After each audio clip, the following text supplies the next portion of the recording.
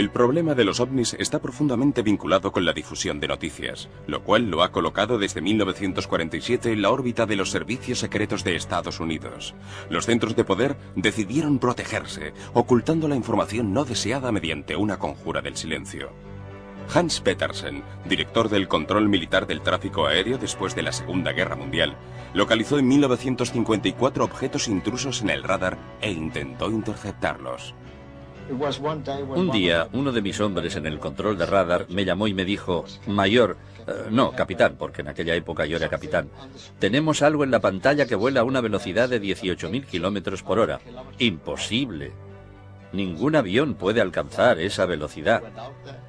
Entonces fui a comprobarlo y era verdad. Volaban a 18.000 kilómetros por hora.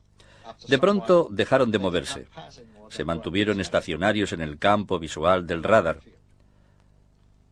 Llegaban y desaparecían. Estaban allí y un instante después se habían desvanecido. Llamé inmediatamente al responsable del control aéreo y al comandante de la base y les expliqué la situación, pero se resistían a creerme. Yo les dije: dadme 4 aviones y veremos si podemos interceptarlos. ¿De acuerdo?, me dijeron.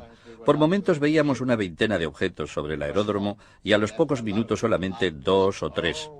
Como había niebla, los técnicos nos dijeron que era por culpa de la inversión térmica, un fenómeno meteorológico, pero después comprobamos que no era así.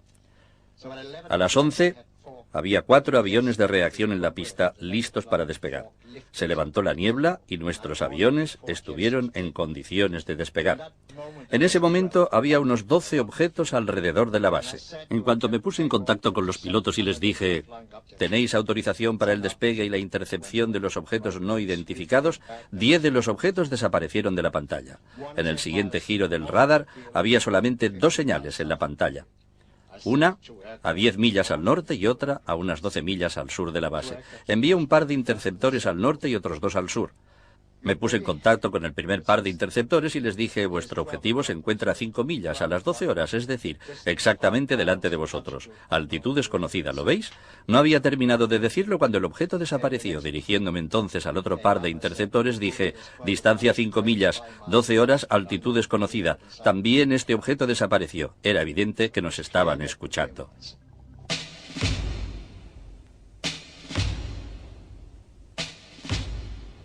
El Estado Mayor de la OTAN decidió organizar el Programa Europeo de Estudios sobre los OVNIs. El informe final, titulado The Assessment, la evaluación, estuvo listo en 1964. Robert Dean estaba asignado al SHAPE, el mando supremo de las fuerzas aliadas en Europa. Me asignaron al SHAPE en 1962. Mi primera misión fue en la oficina operativa. Había un estudio en curso clasificado Cosmic, es decir, afectado por el grado máximo de secreto. Se había iniciado en 1961 para comprobar si realmente había una amenaza para las fuerzas militares aliadas en Europa. ¿Por qué se consideraba necesario un estudio de esas características? Había sido encargado porque a principios de los años 60 y ya desde finales de los años 50 se habían producido incidentes a gran altura causados por formaciones de grandes objetos metálicos de forma circular que se movían a enormes velocidades sobre Europa Central. En aquella época pensábamos que pertenecían a los soviéticos, pero ellos creían que eran nuestros. Ya habíamos estado varias veces al borde del conflicto a causa de estos objetos voladores. ¿Qué significaba el nivel de secreto Cosmic? El nivel de secreto Cosmic Top Secret es el más alto de los que utiliza el mando SHAPE de la OTAN. Creo que todavía se utiliza e indica un nivel de secreto aún más alto que Top Secret.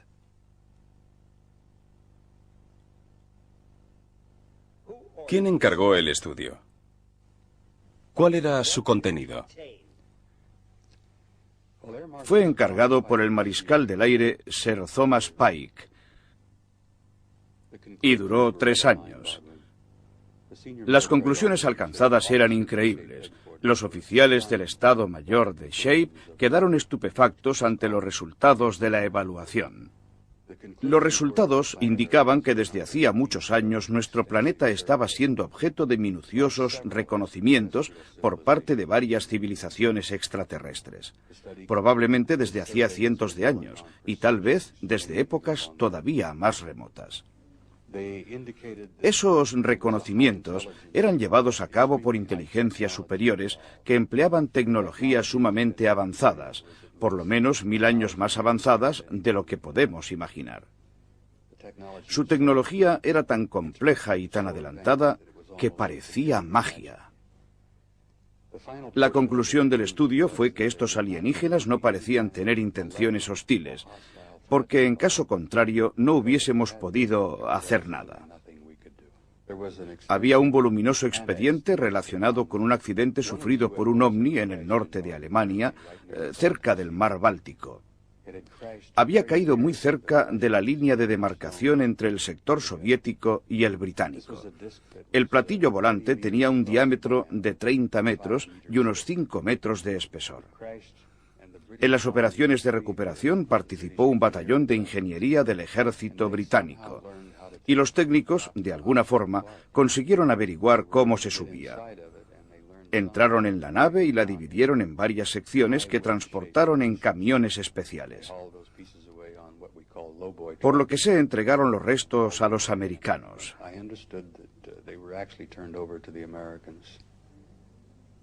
Aparentemente había una tripulación compuesta por 12 miembros. Eran pequeñas criaturas grises de cabeza grande.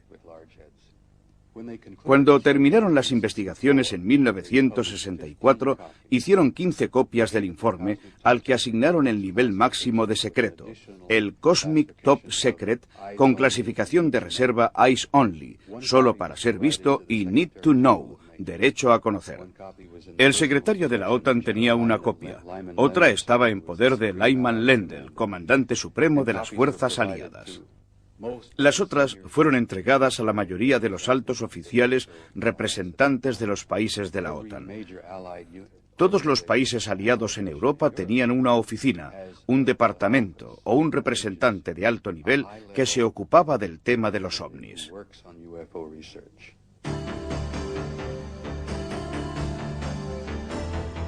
Corrían los tiempos de la Guerra Fría. El descubrimiento de tecnologías y seres extraterrestres fue considerado por el presidente Harry Truman, así como por los mandos militares americanos activos en el escenario europeo, un tema demasiado delicado para dejar que saliera a la luz. No podían correr el riesgo de desencadenar imprevisibles reacciones entre la población ante revelaciones de este tipo. Y por otra parte, había que evitar que la otra superpotencia se beneficiara de la información sobre aquellas avanzadas tecnologías en plena carrera armamentística. Por ello, la situación acabó en manos de los servicios de inteligencia. Cuando afirman que es necesario mantener el secreto sobre este problema, porque se trata de un problema de seguridad nacional, creo que tienen sus razones. En primer lugar, por la mentalidad surgida de los llamados juegos de guerra, los enfrentamientos simulados por ordenador que empezaron a desarrollarse después de la Segunda Guerra Mundial. Habíamos aprendido a librar guerras en el ordenador y habíamos aprendido que existen ciertas reglas que hay que respetar y que algunas cosas no se pueden hacer. Cuando se hacen, hay que apagar el ordenador y entonces termina la simulación. Una de esas cosas es la introducción de un nuevo e inesperado desarrollo tecnológico, que es precisamente lo que representan los ovnis: perspectivas y capacidades tecnológicas revolucionarias. En los juegos de guerra, el bando que dispone de este tipo de adelantos gana siempre la partida. Los franceses ganaron una guerra gracias a la introducción de los estribos, que en cambio los ingleses no utilizaron. Esto representa un grave peligro para todo potencial enemigo, que debe preocuparse por la naturaleza de esta tecnología y tratar de establecer hasta qué punto podrá perjudicarlo. En este sentido, se convierte en un asunto de seguridad nacional, porque tiene graves implicaciones para cualquier enemigo. Haga lo que haga, en este punto se convierte en un acto de guerra. Durante años, el principal problema fue la Guerra Fría. No queríamos que los soviéticos supieran lo que nosotros sabíamos. Pero después descubrimos que los soviéticos sabían prácticamente tanto como nosotros. Las consecuencias derivadas de la investigación eran tan increíbles que se decidió que esta información no se difundiera, porque habría tenido un efecto devastador sobre la población de Europa y de Estados Unidos, en realidad sobre todo el mundo. En pocas palabras, estábamos siendo observados por civilizaciones extraterrestres altamente evolucionadas. Una de las principales conclusiones fue que los miembros de una de estas civilizaciones tenían un aspecto idéntico al nuestro. Y este punto preocupó muchísimo al cuartel general del Shape, porque quedaba claro que aquellos extraterrestres podían ponerse un uniforme o vestirse con americana y corbata, sentarse a nuestro lado en el restaurante o en el coche y pasear tranquilamente por la calle sin que nadie se diera cuenta.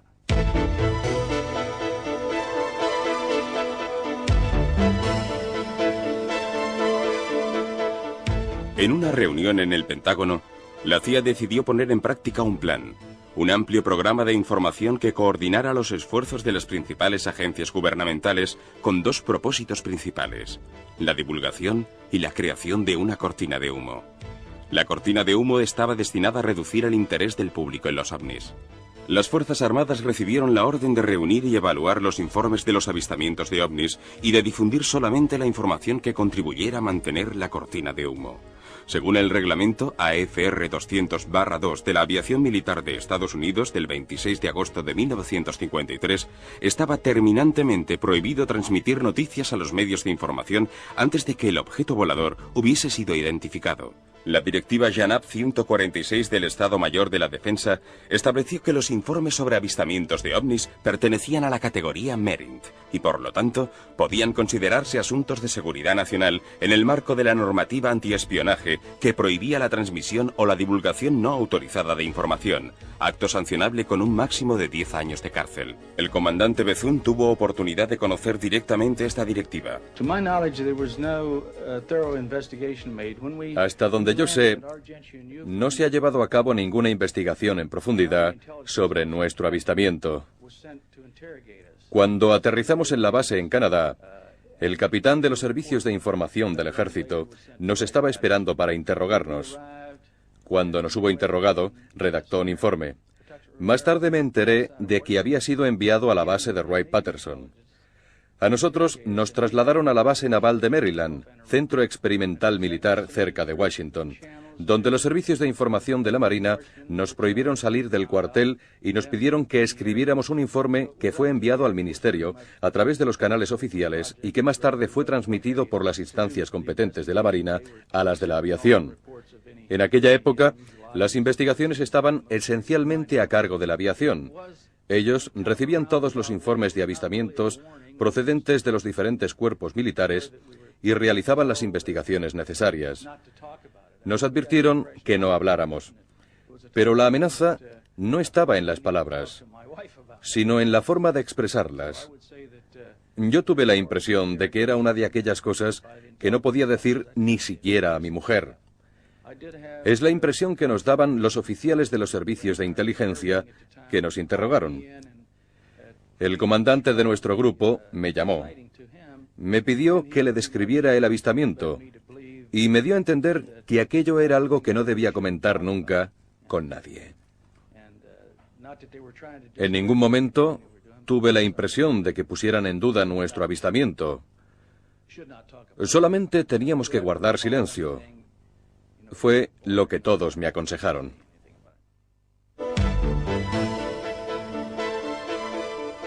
Esta película del archivo Blue Book fue filmada el 15 de abril de 1966 desde un helicóptero que volaba sobre la isla de Catalina junto a la costa de California. La vemos ahora en cámara lenta.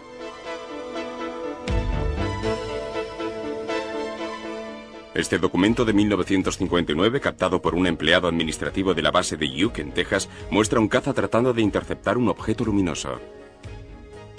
Esta extraordinaria serie de fotografías muestra una nave discoidal que evoluciona sobre las cumbres de la isla de Trinidad en el Océano Atlántico. Las imágenes fueron obtenidas el 19 de enero de 1958 por un fotógrafo oficial de la Marina brasileña a bordo del buque Escuela Almirante Saldaña, en presencia de toda la tripulación. Cuando los análisis oficiales demostraron que el objeto volador tenía un diámetro de por lo menos 36 metros, el presidente brasileño Kubitschek avaló personalmente la autenticidad de las fotografías en una conferencia de prensa el 20 de febrero de 1958. Hubo que esperar en cambio hasta 1985 para que la NASA hiciera públicas algunas de las imágenes obtenidas por los astronautas en órbita terrestre y lunar, en las que pueden verse ovnis. Estas imágenes fueron captadas en 1966 por el astronauta James McDivitt, que se encontraba a bordo del Gemini 4 un día antes de que fotografiara este objeto volador de forma cilíndrica en órbita terrestre. La víspera del histórico alunizaje del 20 de julio de 1969, los astronautas a bordo del Apolo 11 captaron estos dos objetos luminosos que volaban en órbita lunar. En una película rodada desde el Apolo 12, un objeto luminoso pasó a enorme velocidad por encima de la superficie lunar. Tratemos de ampliarlo para observar mejor su comportamiento en vuelo. Un platillo volante de enormes dimensiones aparece en vuelo estacionario sobre la Luna. Aquí se ven en cambio dos ovnis posados sobre la superficie lunar.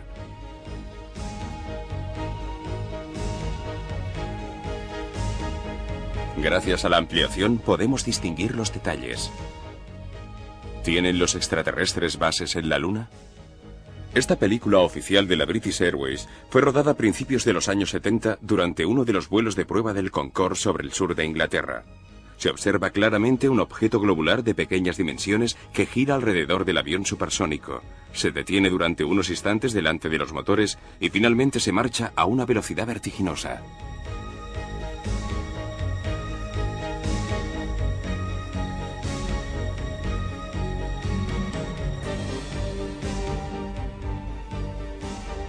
Una de las conclusiones del estudio fue que había un programa, un proceso que se estaba llevando a cabo. Al parecer se estaba desarrollando un plan perfectamente definido. El estudio sacó a la luz pruebas que demostraban que este fenómeno existía desde hacía muchos años. Todo indicaba que se trataba de un programa evolucionado. Nunca consiguieron averiguar la naturaleza del plan, y este desconocimiento era una de las cosas que más preocupaban a las autoridades militares. No se conocían las razones que impulsaban a actuar a aquellas inteligencias extraterrestres. ¿Cuál es su opinión personal al respecto? Hace más de 30 años que estudio este fenómeno, y estoy seguro de que estamos llegando a un punto en que es necesario preparar a la población terrestre, porque dentro de poco los extraterrestres se darán a conocer.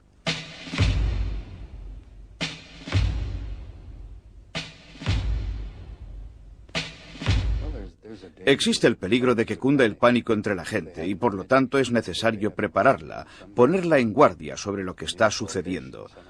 Esta es una de las razones por las que he decidido hablar públicamente.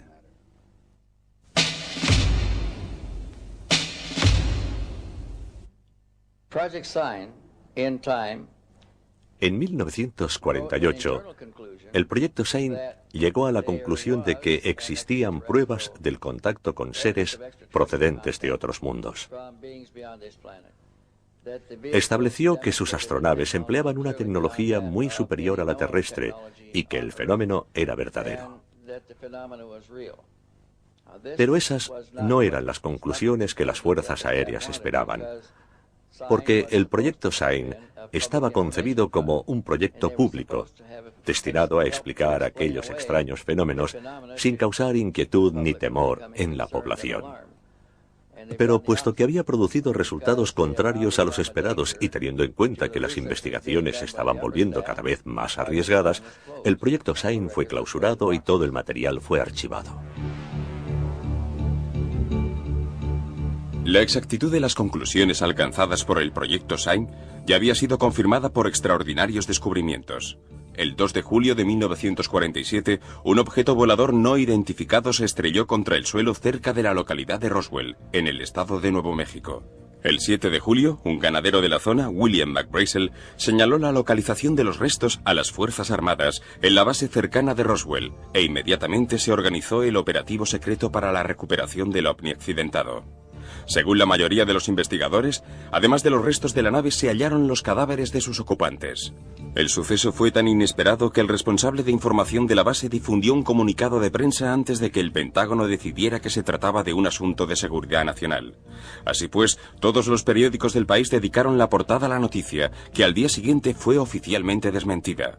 Con el desmentido, el objeto volador no identificado se convirtió en un simple globo meteorológico que se había salido del trayecto preestablecido. Según las fuentes oficiales, el accidente de Roswell fue el primero. Tal vez se habían producido otros casos antes, pero el de Roswell fue el primero en el que los militares participaron directamente. Trataron de mantenerlo bajo control, pero como aquel fin de semana era puente por la fiesta del 4 de julio, no estaba de servicio todo el personal necesario para evitar la filtración de noticias.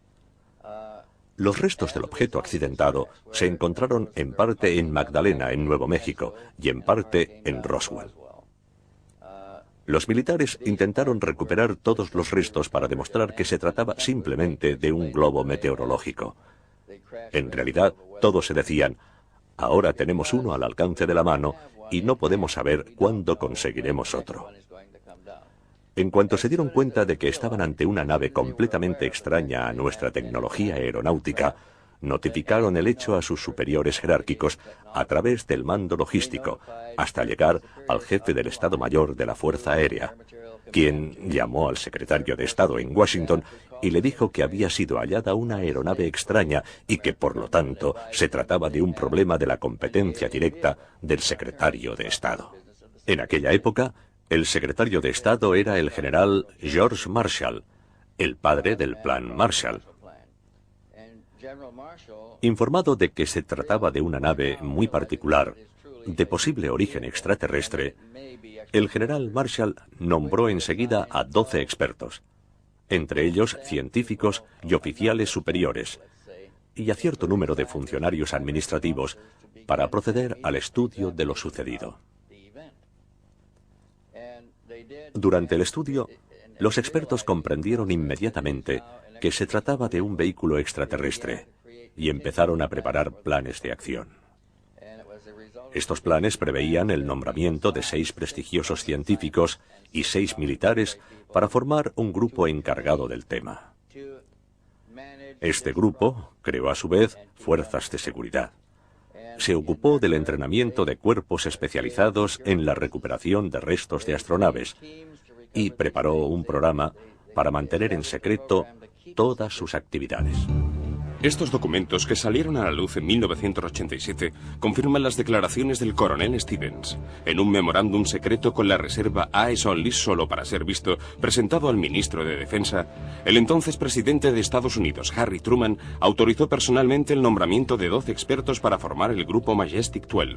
De esta situación fue informado posteriormente el presidente Eisenhower al comienzo de su mandato. Esta organización ya estaba en pleno funcionamiento cuando se produjo el segundo accidente. La segunda nave cayó el 23 de marzo de 1948, casi un año más tarde, cerca de Aztec, en el estado de Nuevo México. Esta vez el grupo, el personal entrenado y las fuerzas de seguridad estaban preparados. Disponían de una organización con planes operativos y tenían su sede cerca de Durango, en el estado de Colorado, la base del ejército más cercana a Roswell, justo del otro lado de la frontera con Nuevo México.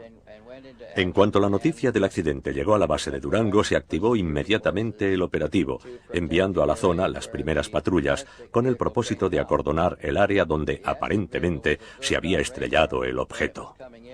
La nave había sido detectada por los radares del control del tráfico aéreo, por lo que fue posible establecer su posición con cierta precisión.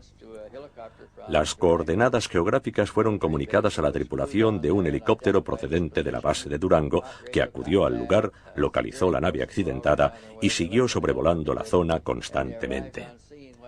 Mientras tanto, los cuerpos de seguridad, que habían salido al mismo tiempo que el helicóptero, llegaron cuando éste todavía estaba sobrevolando la zona. Acordonaron toda el área y obligaron a los habitantes del lugar a permanecer en sus residencias.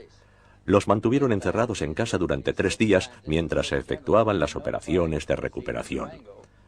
Los miembros del Majestic llegaron en aviones especiales a la base de Durango. Les ofrecieron apoyo logístico para el transporte y fueron conducidos al lugar del accidente en los alrededores de Aztec, donde se hicieron cargo de los restos de la nave. Al final, consiguieron incluso desmontarla y recuperar los cadáveres de los tripulantes.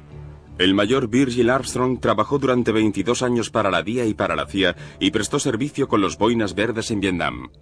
Había recibido unos documentos que afirmaban que una nave alienígena había aterrizado en el polígono de White Sands, en Nuevo México. El objeto se encontraba bajo estricta vigilancia y lo seguiría estando hasta que fuera posible determinar la procedencia y las intenciones de sus ocupantes.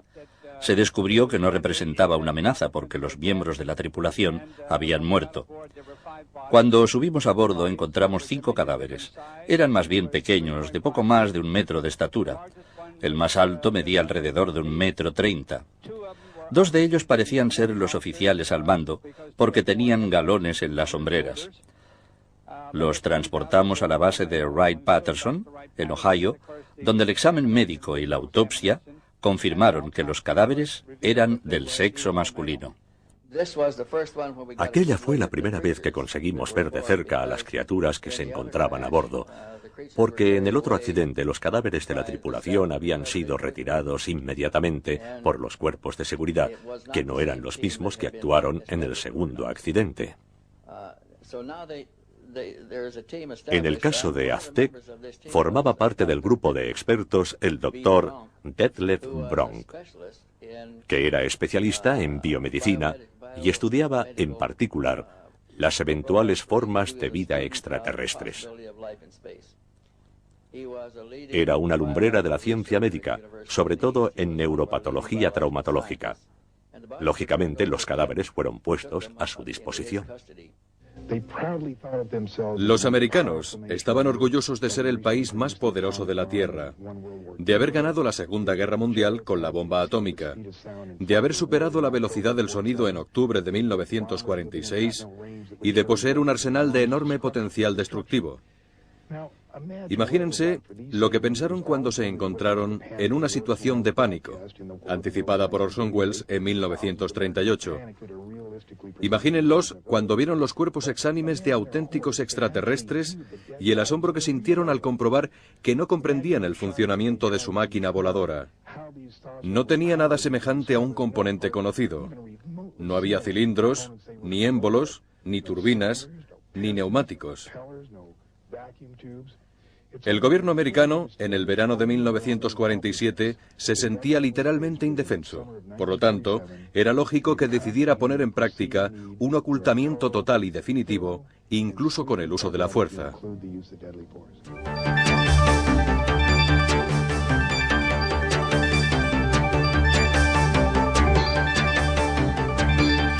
La NASA, el ente espacial de Estados Unidos, tuvo que ocuparse entonces de 2 asuntos prioritarios. El primero, informar al público sobre sus avances en el ámbito de la investigación espacial y proceder a la búsqueda de posibles señales procedentes de mundos lejanos a través del SETI, el proyecto de búsqueda de inteligencias extraterrestres. Y el segundo, organizar un sistema de cobertura para sus actividades secretas y de control de posibles civilizaciones extraplanetarias, tema que trataremos en uno de nuestros próximos documentos.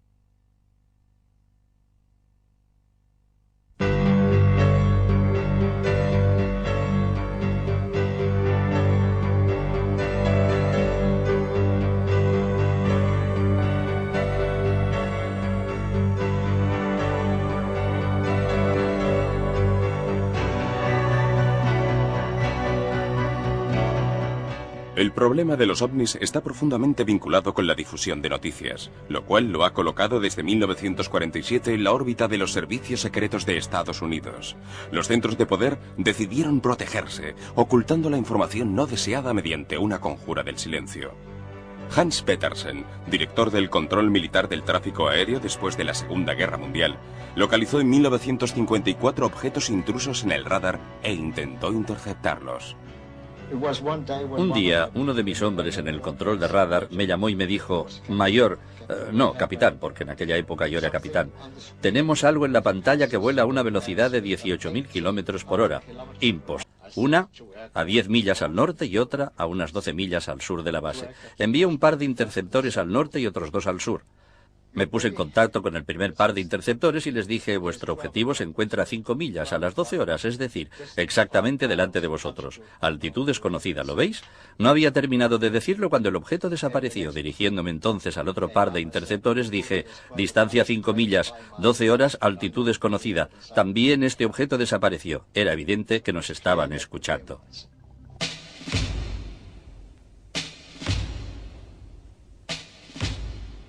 El Estado Mayor de la OTAN decidió organizar el Programa Europeo de Estudios sobre los OVNIs. El informe... Posible. Ningún avión puede alcanzar esa velocidad. Entonces fui a comprobarlo y era verdad. Volaban a 18.000 kilómetros por hora. De pronto dejaron de moverse. Se mantuvieron estacionarios en el campo visual del radar. Llegaban y desaparecían. Estaban allí y un instante después se habían desvanecido. Llamé inmediatamente al responsable del control aéreo y al comandante de la base y les expliqué la situación, pero se resistían a creerme. Yo les dije: dadme 4 aviones y veremos si podemos interceptarlos. ¿De acuerdo?, me dijeron. Por momentos veíamos una veintena de objetos sobre el aeródromo y a los pocos minutos solamente 2 o 3. Como había niebla, los técnicos nos dijeron que era por culpa de la inversión térmica, un fenómeno meteorológico, pero después comprobamos que no era así. A las 11 había 4 aviones de reacción en la pista, listos para despegar. Se levantó la niebla y nuestros aviones estuvieron en condiciones de despegar. En ese momento había unos 12 objetos alrededor de la base. En cuanto me puse en contacto con los pilotos y les dije: ¿tenéis autorización para el despegue y la intercepción de los objetos no identificados?, 10 de los objetos desaparecieron de la pantalla. En el siguiente giro del radar había solamente 2 señales en la pantalla.